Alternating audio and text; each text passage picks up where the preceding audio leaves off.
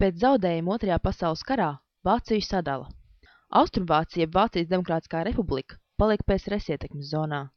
Bijušās Vācijas galvaspilsētas Berlīnas rietumdaļa ir kā sala Austrumvācijas teritorijā. Labu laiku austrumvāciešu pārvietošanās uz Rietumberlīni ir samērā brīva. Viņi turp dodas pēc Vācijas Demokrātiskajā republikā nepieejamām precēm, labāk apmaksāta darba un izklaides.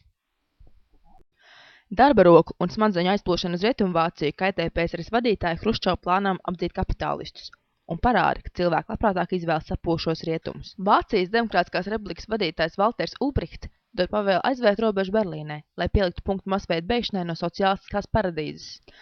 Uz robežas nostāda sārdzi un, lai kavētu transportu, izdangā ielas starp Rietumberlīni un Austrumberlīni. Sākas karavīru apsargāt darbi pie mūra celtniecības. Tiek paziņots, ka tas ir mūris pret fašistiem no rietumiem. Tomēr mūra aizsargsistēmas ir vērstas pret Austrumberlīni. Tās tiek pastāvīgi uzlabotas.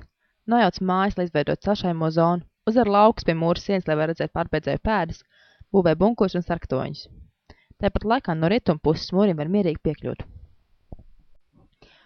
Mūra pastāvēšanas laikā bēgot gājuši bojā vismaz 136 cilvēki. Apmēram 5000 bēgšanas mēģinājumu bija veiksmīgi. 80. gadu beigās Padomju Savienība un citas sociālistiskās valstis ir tuvu saimnieciskam un ideoloģiskam bankrotam. No Austrumvācijas bēgu. Sāks demonstrācijas, kurās lozungs "Mēs gribam prom" tiek nomainīts ar lozungu "Mēs paliekam", ar to domājot, ka komunisti ir tie, kuriem jāaiziet. Vācijas Demokrātiskās republikas vadība paziņo, ka iebraukšana Rietumberlīnē tiek atvieglota. To izdzirdējuši cilvēki dodas uz kontroles punktiem un pieprasa, lai viņus laiž Rietumberlīni.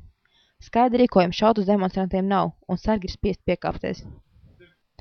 Otrā pusē pulu sagaida rietumberlīnieši, un valda svētku atmosfēra. Kaut arī formāli mūrs tiek apsargāts, cilvēki ar vesriem tajā izsit lielus robus, lai iegūtu suvenīrus. 1990. gada 13. jūnijā mūra nojaukšanas darbus sāk Austrumvācijas armija. Berlīnas mūra krišana bija pirmais solis Vācijas apvienošanā.